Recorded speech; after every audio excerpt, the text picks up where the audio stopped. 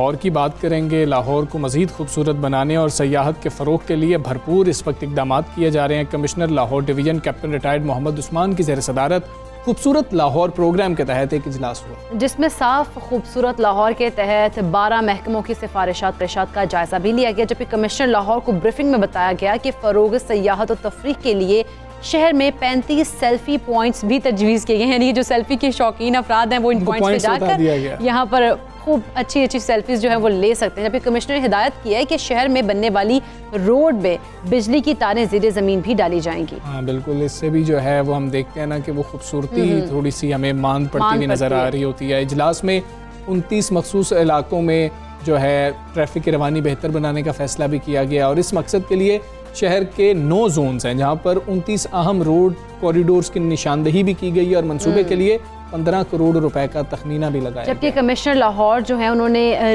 Revive Lahore एक project के नाम से शुरू किया ये प्रोजेक्ट, और इसके तहत टीपा को जिम्मेदारी भी सौंप दी गई है और सर्वे के लिए लिटन रोड से सिद्दीक ट्रेड सेंटर तक गाड़ियों और मोटरसाइकिल्स की अदाद शुमार मुरतब भी किए जाएंगे। जबकि फिरोजपुर रोड और मॉल रोड, खयाबान जना, खयाबान फिरदौसी, केनाल रोड का डेटा भी इकट्ठा हो गया। यानी कि रिवाइव लाहौर तो फिर बहुत अच्छा प्रोजेक्ट है हमदर, लाहौर रिवाइव होगा। हाँ बिल्कुल, और ये जो सेल्फी पॉइंट्स है ना ये बड़ा इसके अंदर एक है ऐसी चीज़ के जी कि उनके लिए रख दिए गए, भाई आप सेल्फी लेना चाहते हैं आराम से ये पॉइंट्स यहाँ पे जाके सेल्फी लें। बात करेंगे commissioner Lahore division captain retired Usman हमारे साथ मौजूद हैं। कमिश्नर साहब अस्सलाम वालेकुम, गुड मॉर्निंग। शहर लाहौर की तज़ीनो आराइश और सेल्फी पॉइंट्स के लिए कौन कौन सी जगहों का आपने इंतखाब किया और ये क्यों किया जा रहा है, क्या ज़रूरत महसूस की गई? जी, शहर में हमने तकरीबन 35 पॉइंट्स का इंतखाब किया है जहाँ पे जो है वो सेल्फ़ी पॉइंट्स बनाए जाएंगे। ये ज़्यादातर तारीख़ी मकामात हैं। अच्छा। इनके ऊपर लोग जब आएंगे तो न सिर्फ उन तारीख़ी मकामात से अपने आप को रिलेट करेंगे बल्कि वहाँ पर जो है वो सेल्फ़ी पॉइंट्स भी जो पर्टिकुलरली ख़ास जगहों पर बनाए जाएंगे वहाँ पर वो सेल्फ़ी पॉइंट्स पे अपनी तस्वीर भी ले सकेंगे। और ज़्यादातर जो मकामात हैं वो इसमें हमने तारीख़ी नौइयत के ही रखे। अच्छा उस्मान साहब, लाहौर में देखा गया है कि बड़ी बड़ी शाहराहों को तो खूबसूरत बना दिया गया है, लेकिन अगर आसपास की आबादियों की बात की जाए तो उन पर कोई खास तवज्जो नहीं दी जाती। क्या आम शहरी की रहने की जगह पर भी इस बार कोई तवज्जो दी जाएगी? जी, इस दफ़ा जो हमने ये प्रोजेक्ट कंसीव किया है, इस प्रोजेक्ट की खूबसूरती ये है कि इसमें पूरे के पूरे लाहौर को हमने मुनासिब नुमाइंदगी देने की कोशिश की है। यानी कि अगर आप इसकी मिसाल ऐसे ले लें कि लाहौर में 9 जोन्स हैं, हमने हर जोन से कम 2 कॉरिडोर्स का इंतखाब किया। सो हमने तमाम लाहौर को इसमें नुमाइंदगी दी है। और ये जो कॉरिडोर्स हैं ये छोटे कॉरिडोर्स नहीं हैं, इसमें बड़े कॉरिडोर्स हैं और ऐसे एरियाज़ भी हैं जो इससे पहले निगलेक्टेड रहे हैं, जहाँ पे कभी किसी किस्म की कोई इम्प्रूवमेंट नहीं की गई। इसलिए ऐसी जगहों पर भी हम जाएंगे जहाँ पर पहले खूबसूरती के पर्सपेक्टिव को लेके तवज्जो जो है वो नहीं दी गई होगी। कमिश्नर साहब, लाहौर में ट्रैफिक रवानी बेहतर करने के लिए कौन सी सड़कों का आपने इंतखाब किया है और ट्रैफिक रवानी को बेहतर बनाया कैसे जाएगा? देखिए जी, ये जितने भी कॉरिडोर्स हैं ये बुनियादी तौर पर सड़कें हैं। यानी कि ये आप ऐसे समझ लें कि एक किनारे से लेके दूसरे किनारे तक जो कॉरिडोर है वो एक किसी न किसी ऑब्वियसली किसी रूट के ऊपर मुश्तमिल है, उसमें कोई ना कोई सड़क इन्वॉल्व है। इन तमाम कॉरिडोर्स की ब्यूटिफिकेशन के अंदर हमने एक ख़ास एस्पेक्ट ये रखा है कि इसके अंदर ट्रैफिक की रवानी को किस तरह से फ्लॉलेस बनाया जा सकता है। अगर किसी जगह पे कोई ट्रैफिक सिग्नल आना है तो ट्रैफिक सिग्नल बनेगा, अगर किसी जगह से सिग्नल रिमूव करके उसको हमने सिग्नल फ्री करना है तो इस तरह के भी 1-2 कॉरिडोर्स हैं जहाँ पे कुछ एरियाज़ को सिग्नल फ्री किया जाएगा। और अगर किसी जगह पर कोई ऐसे चोकिंग पॉइंट्स आते हैं जहाँ पे कोई थोड़ी बहुत स्ट्रक्चरल इंप्रूवमेंट करके, थोड़ी बहुत डिज़ाइन की इंप्रूवमेंट कर सड़क की जो फ़्लो है, ट्रैफिक का फ़्लो है, उसको बेहतर किया जा सकता है, तो उसको भी इस पर हमने ज़ेरे गौर रखा है। और साथ साथ अगर कोई पर्टिकुलर जगह ऐसी है जहाँ पे कोई आर्टिफिशियल इंक्रोचमेंट की वजह से या मैन मेड इंक्रोचमेंट की वजह से ट्रैफिक के फ़्लो में रुकावट आती है तो वो भी इन कॉरिडोर्स के अंदर उनको भी एड्रेस किया जाएगा। तो बुनियादी तौर पर ये जो खूबसूरती है, इस खूबसूरती के साथ हमने ट्रैफिक का फ़्लो और लोगों की सेफ्टी जो है उसको भी सामने रखा है। उस्मान साहब, लाहौर शहर की अगर बात की जाए तो अहम शाहराहें हैं जिनको सिग्नल फ्री किया गया है, लेकिन इससे पैदल चलने वाले जो उनको बहुत ज़्यादा मुश्किलात का सामना भी करना पड़ रहा है, तो ऐसे लोगों के लिए क्या ओवरहेड ब्रिज बनाने का भी कोई मंसूबा ज़ेरे गौर है?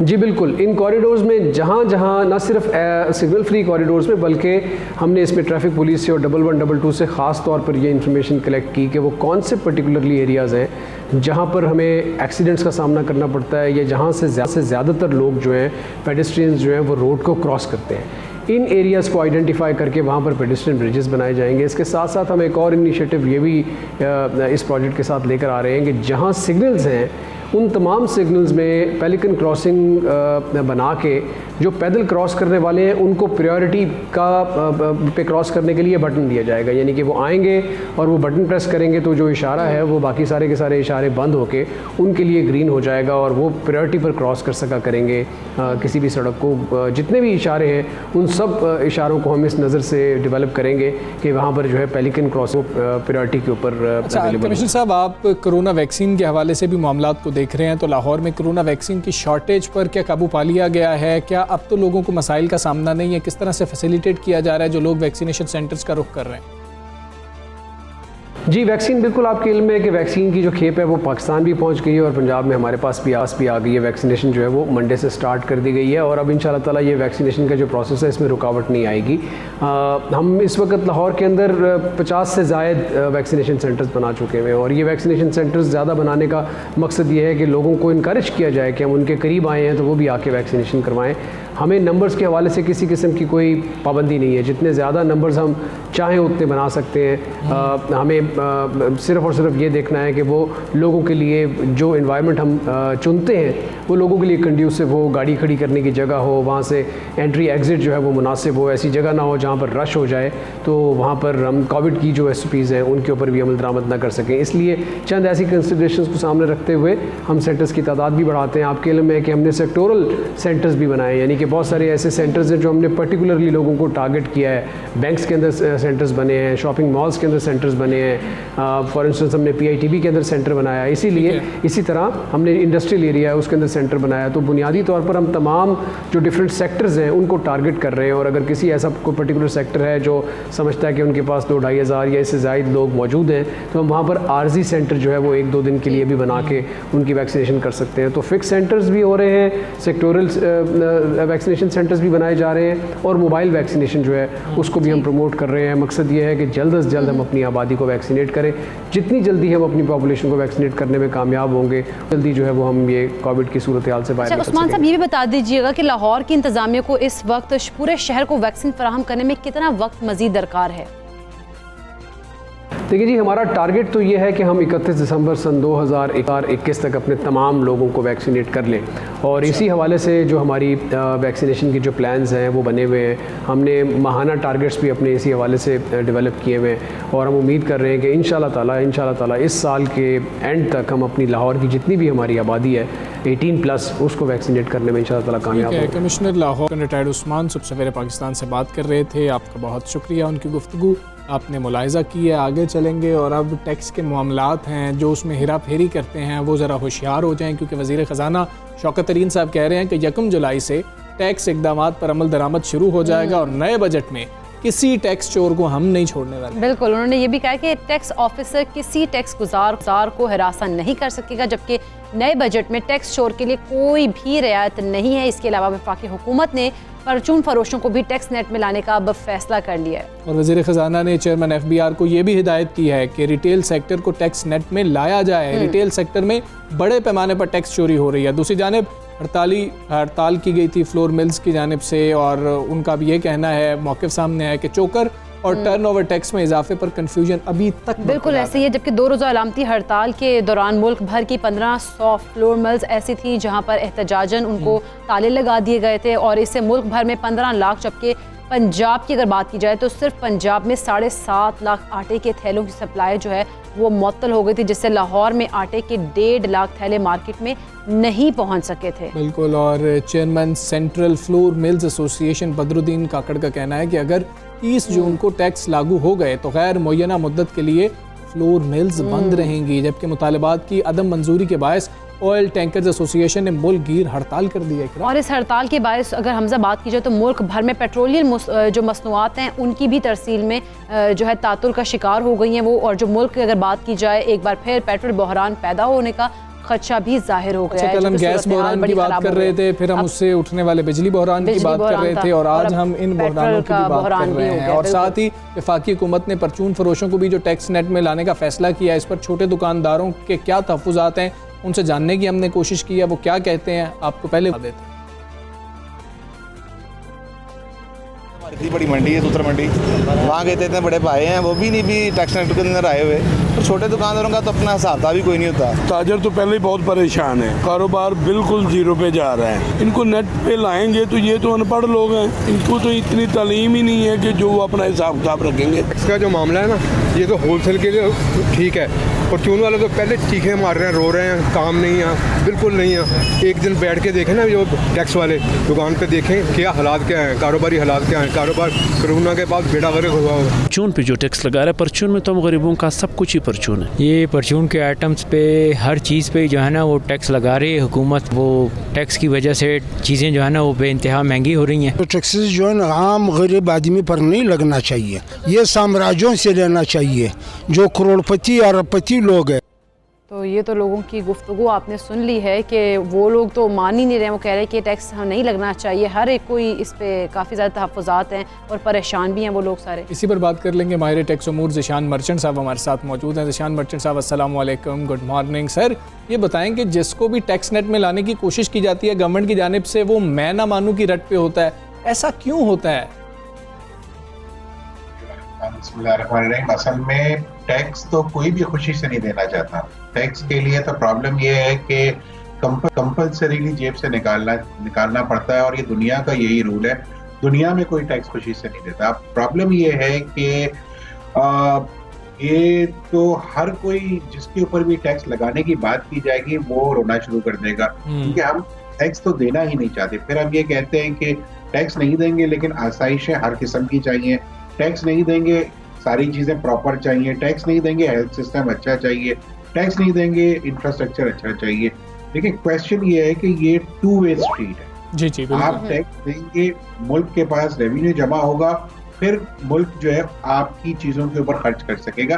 तो ये जो लोगों का ये कहना है कि हमें टैक्स नहीं देना, डिस्पाइट द फैक्ट कि अगर वो कमाते हैं, हाँ ये जरूर होना चाहिए कि जो लोग जितना कमाएं उनके लिए उतना टैक्स होना चाहिए। अभी मैं सुन रहा था, आपने जो चलाया, लोगों के पॉइंट ऑफ व्यू चलाए, उसमें एक हद तक बात सही है कि जो छोटे दुकानदार हैं उनके ऊपर जो है कोई ऐसा टैक्स होना चाहिए कि जो फिक्स टैक्स की रजीम में आ जाए। यानी उनको ये नहीं होना चाहिए कि उन्हें किताबें मेंटेन करनी है, उन्हें जो है पूरा रिकॉर्ड, उनको आहिस्ता आहिस्ता सिस्टम में लेके आए कि उनके ऊपर पहले जैसे एक छोटा टैक्स लगा दिया जाए कि भाई आपको महीने का जैसे 2000 रुपए टैक्स देना है या महीने का जो है 1500 रुपए टैक्स देना है, तो वो किसी को भारी नहीं लगेगा। अच्छा। और वो जो है सिस्टम में भी आ जाएंगे और उनकी एक कंट्रीब्यूशन शुरू हो जाएगी। ये बात हमें मद्देनजर रखनी चाहिए कि जो रिटेल सेक्टर है वो हमारी जो जीडीपी है उसमें उसका जो कंट्रीब्यूशन है तकरीबन 18% है, और जो टैक्स जो है वो 1% से भी कम है। ठीक है। तो ये चीज को रियलाइज करना बहुत जरूरी है कि टैक्स जो जितना कमाता है उस हिसाब से उसको टैक्स जरूर देना चाहिए। छोटे कारोबारी तबके को या छोटे रिटेलर्स को कम टैक्स देना चाहिए, और जो लोग ज्यादा कमाते हैं उन्हें ज्यादा टैक्स देना चाहिए। ठीक है। अच्छा ज़िशान मर्चेंट साहब, आप नहीं समझते कि हुकूमत अगर देखा जाए तो डायरेक्ट इनकम टैक्स को बढ़ाने में खातिरहा कामयाब नहीं हुई है, इसीलिए इनडायरेक्ट टैक्सेस लगाए जा रहे हैं? देखिए, आप इसका अंदाजा इसको इस तरह से करें, डायरेक्ट टैक्सेस तो लगे हुए हैं ना, रूल्स तो लॉ तो मौजूद है। अब दो चीजें हो रही हैं, जैसे आपने अभी जो ये लोगों की बातें सुनाई कि हम टैक्स नहीं दे सकते, एक तो ये मसला है। दूसरा मसला ये है कि हमारी जो पाकिस्तान की पॉपुलेशन है ये 22 करोड़ की पॉपुलेशन है। इस 22 करोड़ में से जो है तकरीबन कोई जो है 30 लाख लोग टैक्स देते हैं। जो अभी इस साल का नंबर सामने आया है वो 30 लाख लोगों का नंबर सामने आया है, जिसमें से तकरीबन जो है कोई मेरे ख्याल से 8 लाख के करीब तनख्वाहदार तबका है।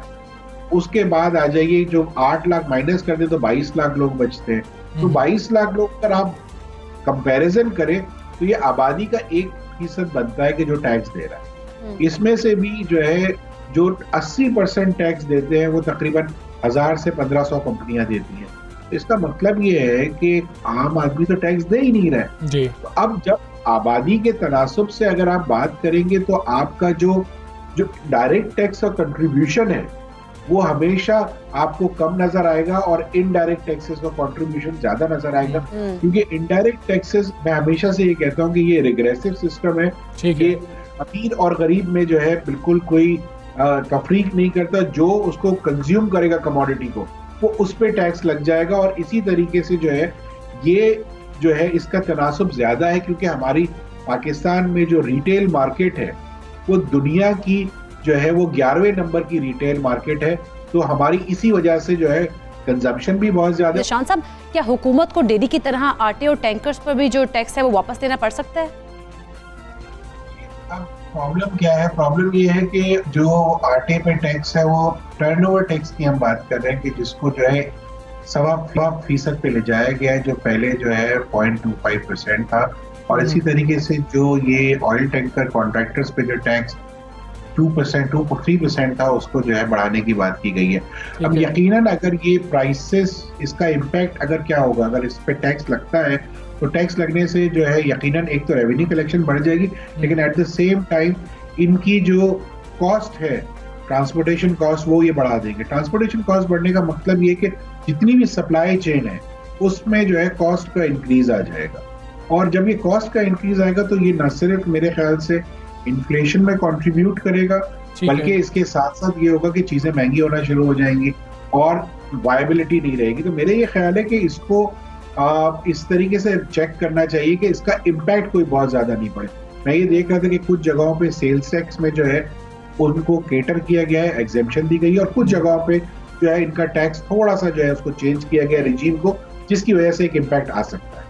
बिल्कुल ठीक है, एक इम्पैक्ट आ सकता है। ज़ीशान मर्चेंट साहब, बहुत शुक्रिया आपका, सुबह सवेरे का आप हिस्सा बने और जो तमाम सूरत हाल है वो आपके साथ हमने शेयर की है। और ऑयल टैंकर कंट्रैक्टर एसोसिएशन के सदर तो यही कह रहे थे कि जी कि हमारे पास कोई और चारा ही नहीं है, हमें तो यही करना पड़ेगा, इसके अलावा तो हम कुछ कर नहीं सकते। यहाँ पर वक्त हुआ एक ब्रेक का, कहीं मत जाइएगा, देखते रहिए सुबह सवेरे पाकिस्तान।